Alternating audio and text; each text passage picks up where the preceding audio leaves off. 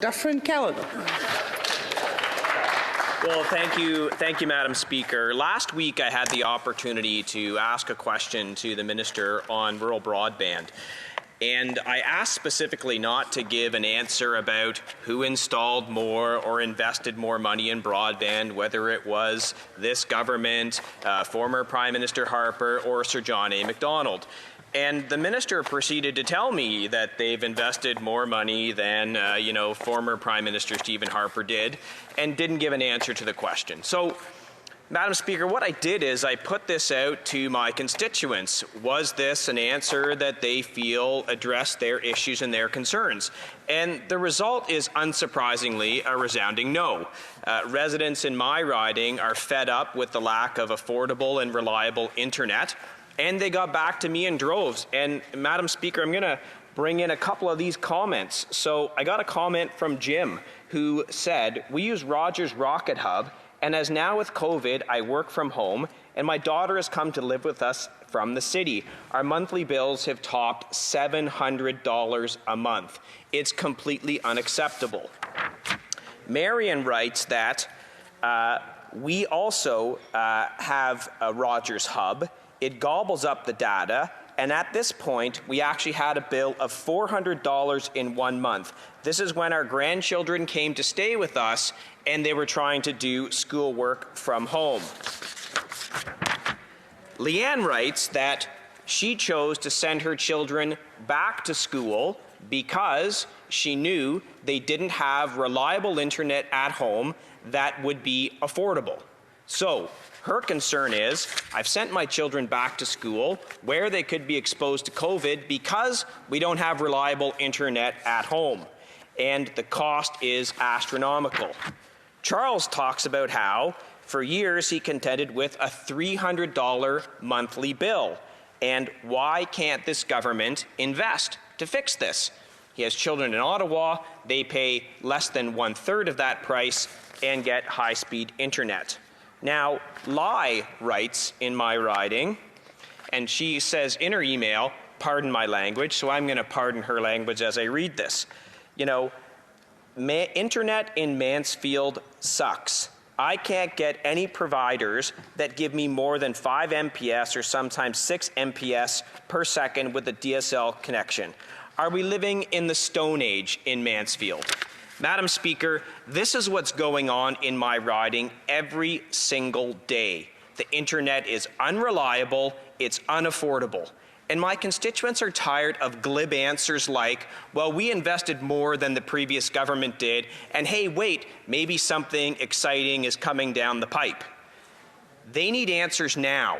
They need affordable internet now. So my question that I'm going to reiterate to the minister is, when? When are they actually going to be connected to reliable, affordable broadband? When? The Honourable Parliamentary Secretary to the Minister for Women and Gender Equality and Rural Economic Development.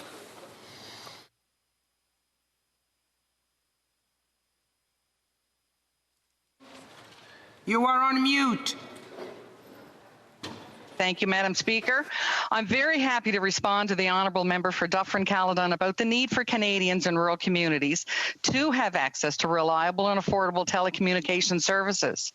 Our government recognizes the importance of broadband and mobile services so all Canadians can fully participate in the digital economy. And we know that the COVID-19 pandemic has reinforced how critical these services are to our economy and our communities and our society as a whole. Madam Speaker, our government does have a plan to connect all Canadians, no matter where they live, to the high-speed internet services that everyone needs to work, to learn, and to keep in touch with loved ones. We are committed to connecting all Canadians, even the hardest to reach, by 2030.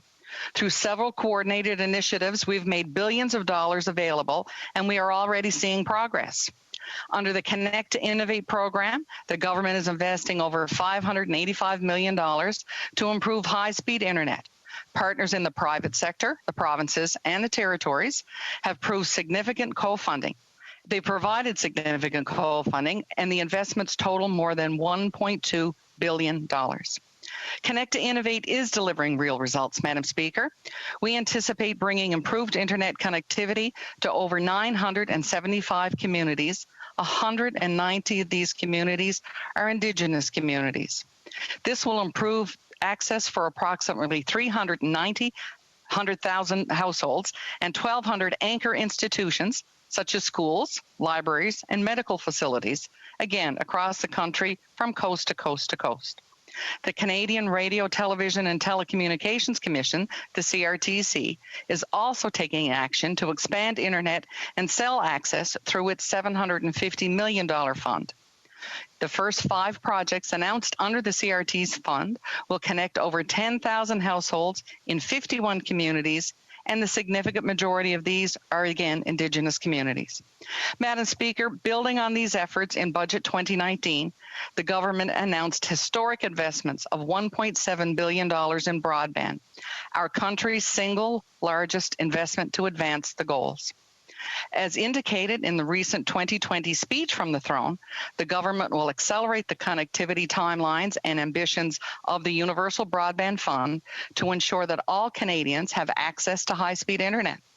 The government has been engaging with stakeholders to ensure the fund responds to rural needs, and we look forward to a program launch very shortly. We will also take advantage of other measures to promote rural access. This includes investments in low Earth orbit satellites to ensure even the most challenging northern and beautiful remote areas have access, increased investment for broadband from the Canadian Infrastructure Bank, as well as spectrum policy tools and accelerated investment incentives. Finally, the government is working with the telecommunications industry to ensure that Canadians stay connected and Canada's networks remain resilient in these challenging times. In conclusion, Madam Speaker, the government is committed to ensuring all Canadians have universal access and is rolling out a number of important initiatives to realize the objective, and I look forward to working with my colleague across the House to make sure we connect all Canadians. Thank you, Madam Speaker. The honourable member for Dufferin-Caledon. Well, thank you, Madam Speaker. And by that answer, 2030 is when they're saying everyone will be connected, and they're already behind. So I don't believe they're going to meet that deadline. That's 10 years from now. So I guess the answer I get to tell Jim, who's paying $800 a month for internet, that's $9,600 a year.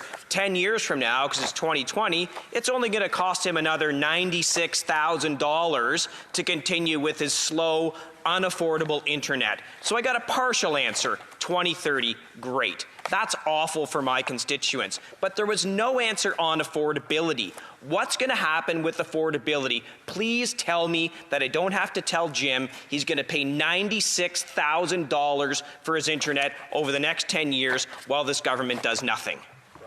The Honourable Parliamentary Secretary. Thank you, Madam Speaker. And I do have some words for Jim through our honourable member across the way.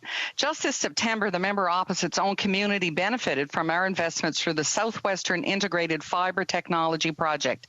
That ensured that construction of up to $16.6 million in broadband infrastructure in the Dufferin County and the town of Caledon is now moving forward. We have a strong track record of delivering results, and we're going to build on that success as we add a brighter future for rural and remote and Indigenous communities. Our government is going to continue to be a champion for robust and affordable access and an enabler of economic growth, innovation, and social inclusion.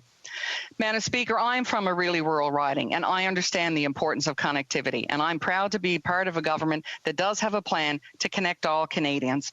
Work is underway every day, and in the next 18 months, we will connect an additional 250,000 households to high-speed internet. Thank you, Madam Speaker.